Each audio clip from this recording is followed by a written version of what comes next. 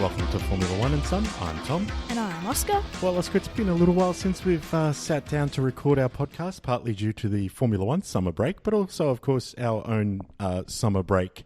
Yeah, we went away for ages. Yeah, where ironically we were in Europe.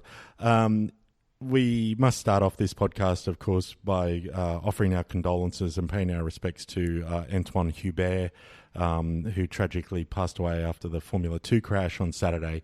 And yes, certainly our thoughts and condolences to his family and loved one.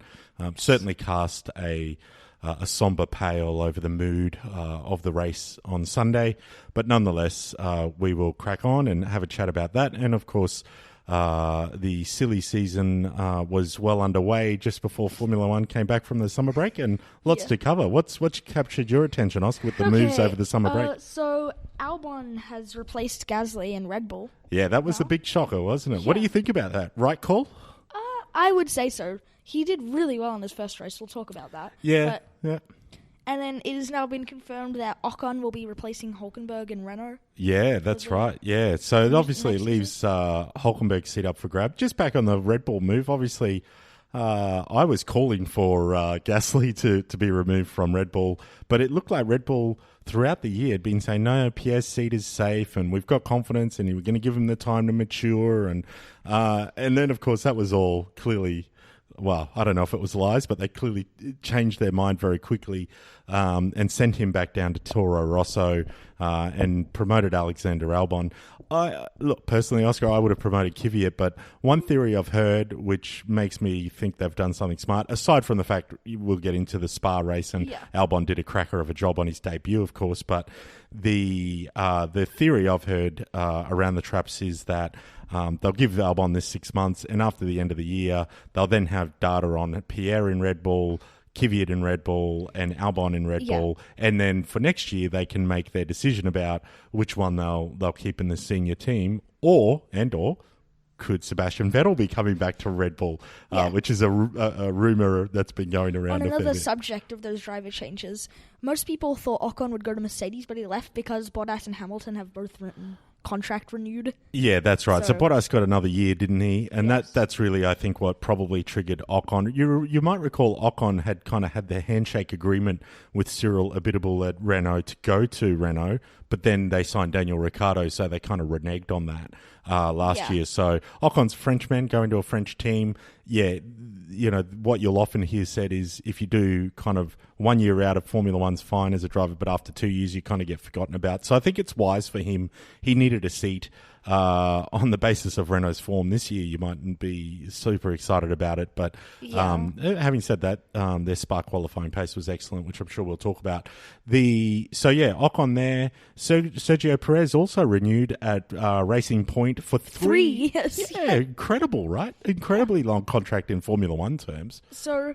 by the time you're listening to this, you probably would have heard the news something along the lines of Haas drops both of their drivers and signs Hulkenberg and who knows. And hopefully Vettel moves to Red Bull and Ricciardo moves to Ferrari. Yeah, it's certainly interesting.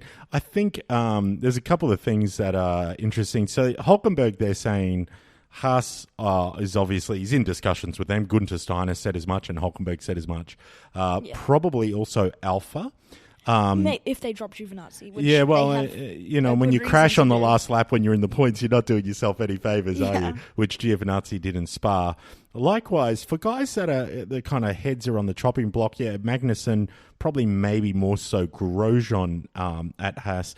And, again, during the race in Spa, the Haas's really had terrible straight line performance and were getting overtaken a lot. But, when they said to Grosjean, hey, it's a long race, stick at it, he's like, he just complained and moaned and went on a real rant, and I wouldn't have thought that's the attitude he wants to be displaying if they think, if he's trying to say, hey, keep me for next year, I'm a positive influence on the team. But anyway, that's my 2 cents. So exciting moves. So Perez and Stroll confirmed at Racing Point. Hamilton and Bottas now both confirmed for Mercedes. And we've known for a long time that both of the McLarens have been confirmed. Yeah, Sainz and Norris are both confirmed, both performing really well as well. Lando, of course, was driver of the day at Spa, despite not finishing the race. Unfortunately, devastating for him to breakdown on the last lap when he was running a really strong fifth, but we'll get into that. So, yeah, the McLarens are confirmed. The Renault's now confirmed with Ricciardo and Ocon. Haas, we don't know. Alpha, we don't know. Kimi's doing great, so presumably Kimi will be there. We did see Marcus Ericsson get called up as a potential reserve driver this weekend because Kimi... The story goes that he injured himself in a motocross accident. I think the implication is that Kimi's got a reputation as being a party guy who likes a drink, that maybe he did something silly. But so they called up Marcus Ericsson, who had to miss his IndyCar race as a result because he's the Alpha reserve driver. So I guess there's maybe they could bring Marcus back to replace Giovinazzi. But he wasn't that good, though. Yeah. I don't know if Giovinazzi's doing better than him. It's a good question, yeah. Why would they replace Giovinazzi, who was a driver who replaced Ericsson, with Ericsson? Yeah, no, interesting stuff. So we'll see how the driver market pans out. I think we covered all the teams there, didn't we? Except for Williams, who should drop. And Williams, so Kubica's up for grabs his seat as well, right? I would imagine. George Russell, he was asked over this weekend about his seat, and he's like, guys, what are you talking about? I'm on a multi-year deal with Williams. And, of course, why wouldn't Williams keep George Russell? Because he's performing great. Yeah. Kubica, on the other hand, they had the... who's the reserve driver they had in Oscar in FP1? Wasn't it Fittipaldi or whatever his name is? No, it's Latifi. Latifi, yeah. So they had Latifi in for FP1 in Spa, and he was faster than Kubica. I mean, that's not good. You'd normally expect your guy that gets a drive every once in a while not to be very good. I don't know. Latifi's F2 car is probably faster than the Williams F1 car. Tough call. Shades of Alonso there. So that's the driver market. It's all filling out. Qualifying in the race. Yeah, let's talk about the race weekend. What did you see, Oscar? Who, after the summer break, who came back strong? Who came back weak? What was going on? Both of the Ferraris topped every practice session. No, P1 wasn't it? Yes, Vettel and Leclerc. You are correct. Yes. For the moment, for a second there, I saw nose. Stroll, but Stroll had actually quite a strong pace in the practice session. So yeah, and the Renaults were. Renaults was pretty strong too. I meant to say the Red Bulls, but yes, the Renaults were quite strong. The Red Bulls are sort of in there. In P1 they were strong, but in P2 and 3 they were kind of nowhere. Yeah, and I think Ricciardo was up in fourth in P3. The what I would say is that the Ferraris just all weekend had this great straight line pace that Mercedes complained about at every turn. Yeah. So Sector 1, which is of course La Source up through Eau Rouge and down the Camel Straight, the Ferraris were just dominant through there. And actually the Renaults had I think in the speed traps, if you look at them, the Renaults were pretty good. Yeah. Oddly, it tells you what Williams is struggling with. Their straight line pace wasn't good, and they've got a Mercedes engine. The Haas's straight line pace wasn't good, and they've got a Ferrari engine. So there's obviously some teams that have some drag issues. The other thing we saw through practice sessions and definitely through qualifying was engines blowing up. So a number of manufacturers bought new spec engines. Mercedes and Ferrari, Oscar, is that correct? I think so, yes. Yeah. And so we saw Checo's engine blow up. Renault did, but then they switched back to the B spec after switching to the C spec. Yeah, and so it was kind of interesting. So unfortunately in the race it would prove that Renault were probably the ones with the reliability issue, but through practice and quali it looked like Mercedes had some issues. Every team had issues this weekend. Yep. Every engine manufacturer. Because we saw a Racing Point and a Williams basically go up in flames, literally. And then we saw Giovinazzi go up in flames. Yep, and we qualifying. That's right. Yeah, so there was a number of engine failures on these new engines. So there was this kind of cloud over the Mercedes cars. Would they have issues, and did they have to turn down the engine to preserve its... Then we saw Verstappen having engine issues in qualifying as well. Yeah, that's right. He was complaining about lag or something. It was just no acceleration at some point. Yeah. And we've seen that a bit through a number of sessions with Verstappen having kind of issues with lack of power here and there and what have you. But anyway, so that was interesting. But as you say, Ferraris looked fast.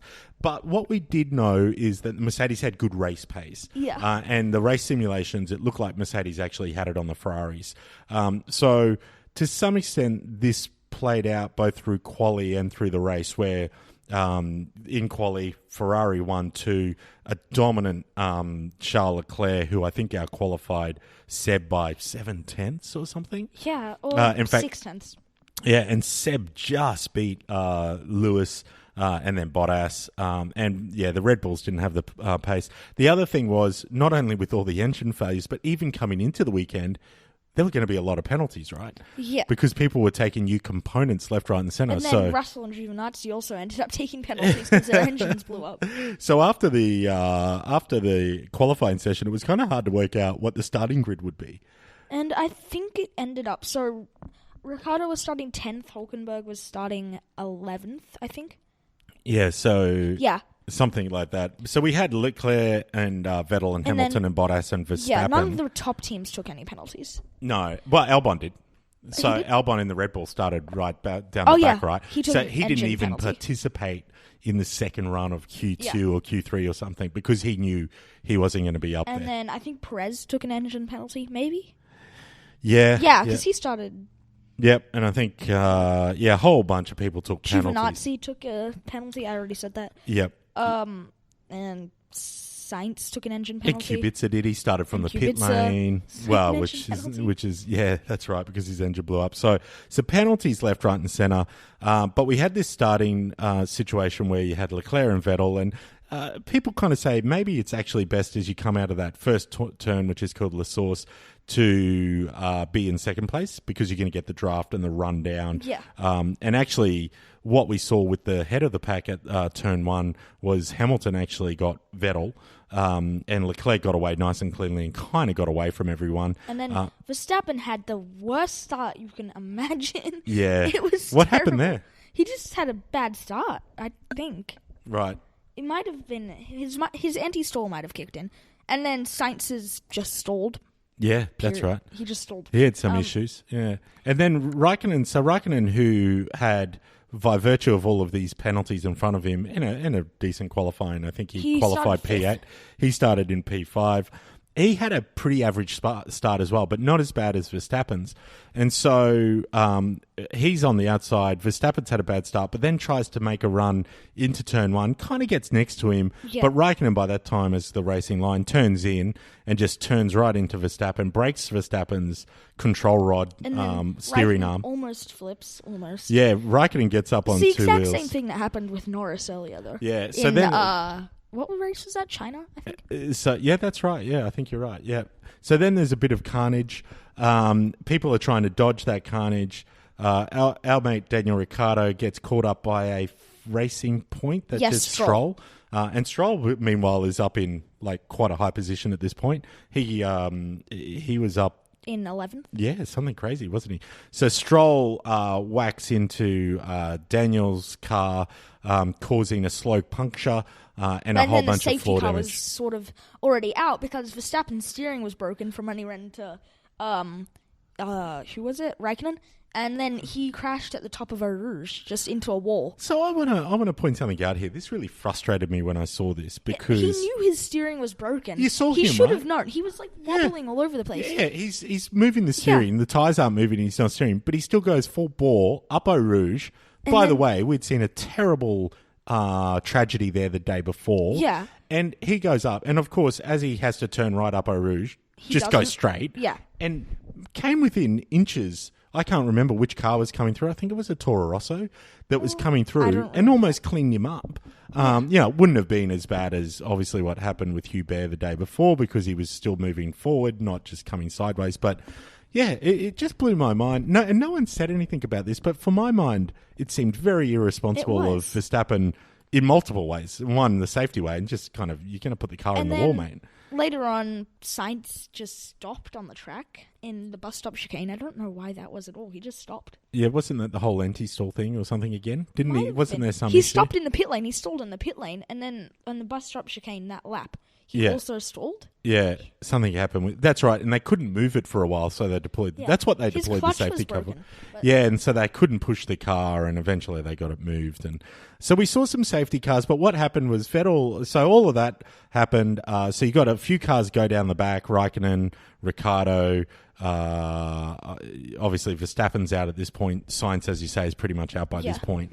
And so Vettel got Hamilton back, and basically Leclerc kind of charges off down the road. Not massively, but well enough. Like a couple seconds. Yeah, and Hamilton seems to think Vettel is pretty vulnerable, didn't have the pace. And so they end up pitting Vettel kind of early. Obviously, all these front runners are on soft tyres because that's what they qualified. They did their best time on in Q2, which is the rule. And so they're all on soft tyres. So the kind of default strategy was a one-stopper, either soft to medium or medium to soft, which is what we saw most people do. A couple of the back runners were started on mediums, and then they put Ricciardo and Raikkonen both on mediums as well. Well, actually, they put Ricciardo on mediums and then Raikkonen. And Raikkonen pitted again after his first pit stop on the safety car, and they put him on softs again there. Yeah, I think he might have had more damage or something like that. But and so, as you say, Ricciardo, they put on mediums, which he ran to the end of the race. So basically did 43 laps on a set of medium tyres, which was what they were hoping he could salvage some points. But as we saw later in the race, he just went backwards and backwards as his tyres wore out. And would have ended 15th if Giovinazzi hadn't crashed. And there was this, and he got overtaken by, I think, Magnussen right on the last lap because he had a big lock up into the bus stop chicane. What you would imagine, and sorry, we flip back to Ricciardo again, but at around lap 30 odd, Oscar, we were saying pit him. He's clearly just going to go backwards. Why not pit him and put a pair of softs on him, a set of soft tyres on him, and see if he can come back a bit, maybe end up in the points. They kind of did that to Hülkenberg. They pitted Hülkenberg again, didn't they, towards the end? And he came back through the field and finished. But the most notable mention of that is I think it was Giovinazzi who did the same thing. Yeah, so when he needed to pit, they pit him on softs. Giovinazzi was and he was on back in the mediums. points before he crashed, right? He was in 8th and then crashed. You're quite right. Giovinazzi was one of the guys who ran really long as well, and they pitted him again. He came back up into the points. So a mitigating circumstance here for Ricciardo might be that they said apparently he had a lot of damage to his floor after that turn one incident that was costing him a half a second a lap. And I think they did say that later on. Yeah, I find it a little bit. I mean, he held off, particularly Grosjean, who was, I think, one of the reasons he was so frustrated. He sat behind Ricciardo because the Renaults had this great straight line pace, and so it was hard for people to get past Ricciardo, even at the end when his tyres were completely shagged. It was an interesting strategy call. But they pit Verstappen, not Verstappen, he's out of the race by now. They pit Vettel relatively early. I want to say it was around, I don't know, fairly early for a one-stopper anyway. Which was a pretty good strategy, it turned out. Well, and it's because they had realised, they'd seen other people do it, and they'd realised the undercut was quite powerful. So they did it, and of course he did undercut his own teammate and ends up being in P1. Yeah, so it filters out that he's in front of Leclerc. And then they just let Leclerc past. But it was, he now has older tyres, I think about, I want to say they were like 8 laps 10 older. Around there.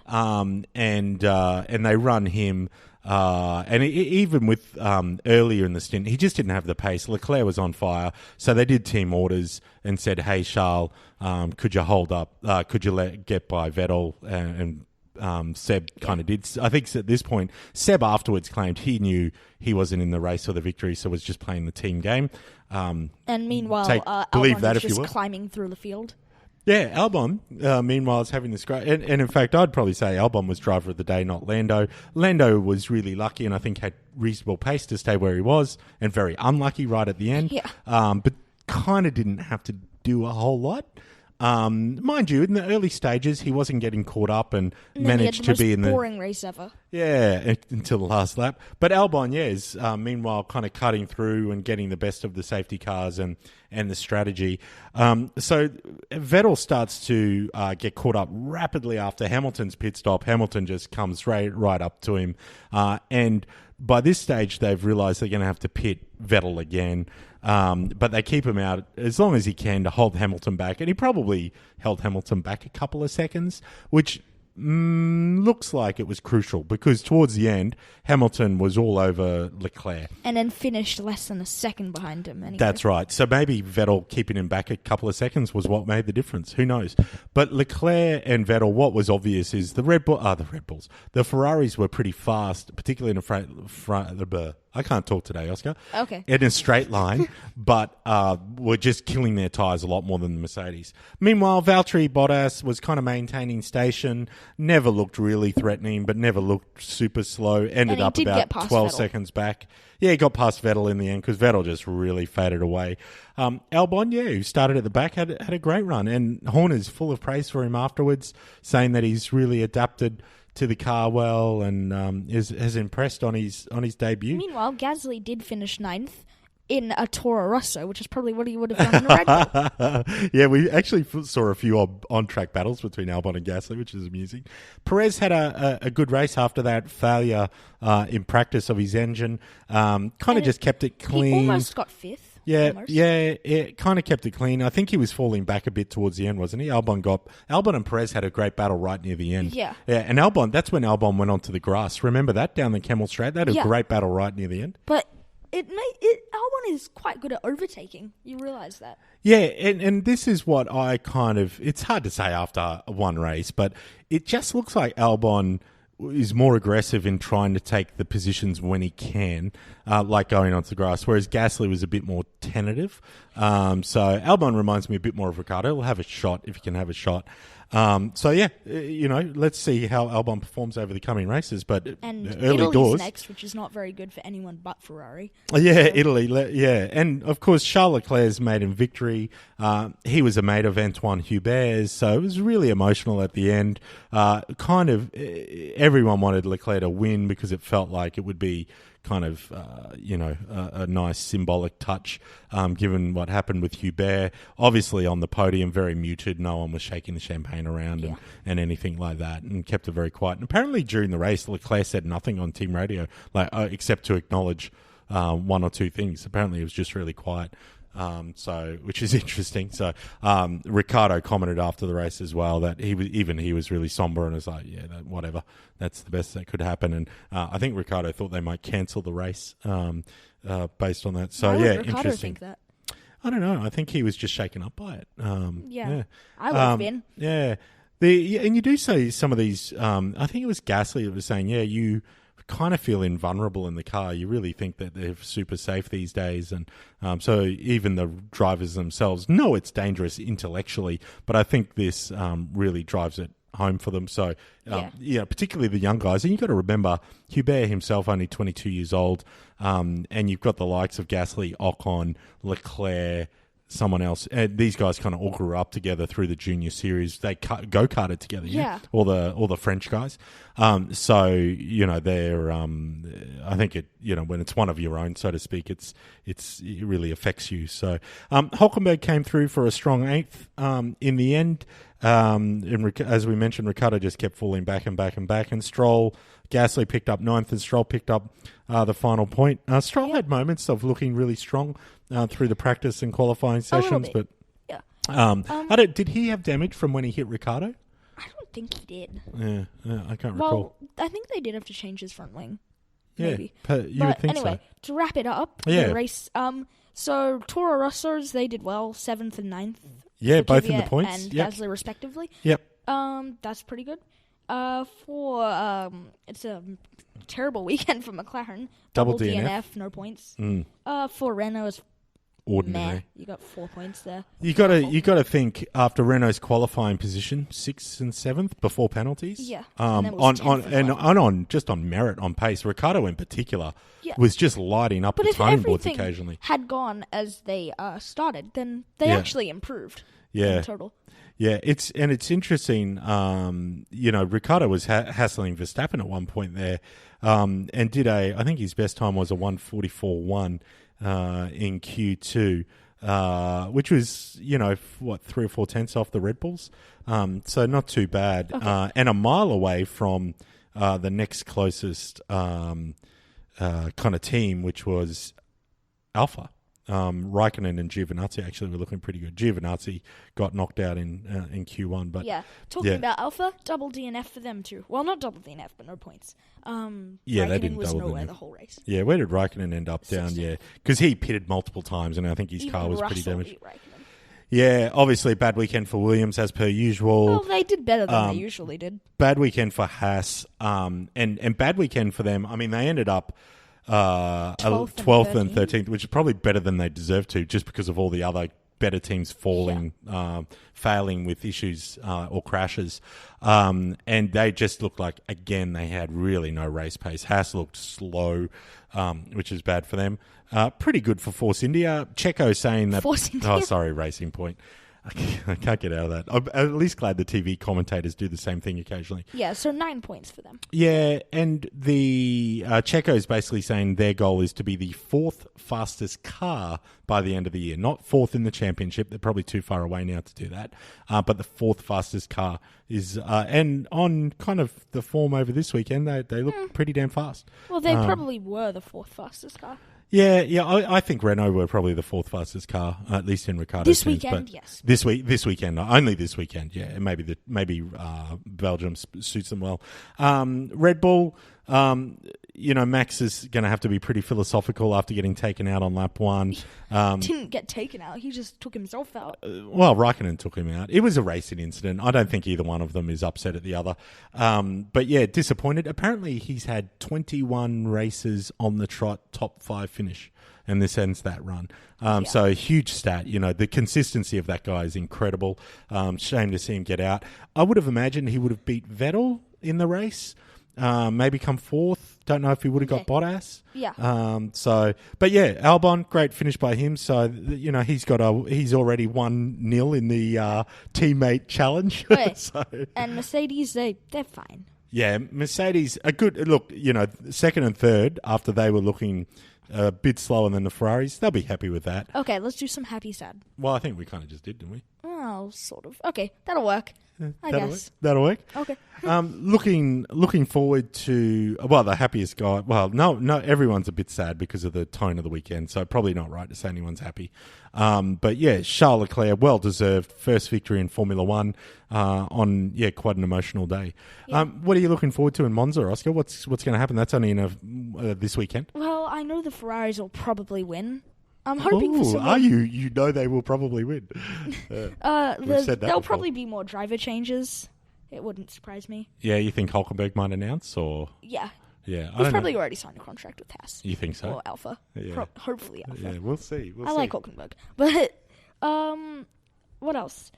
Hopefully, if the runners are fast in Belgium, they'll probably be fast in Monza.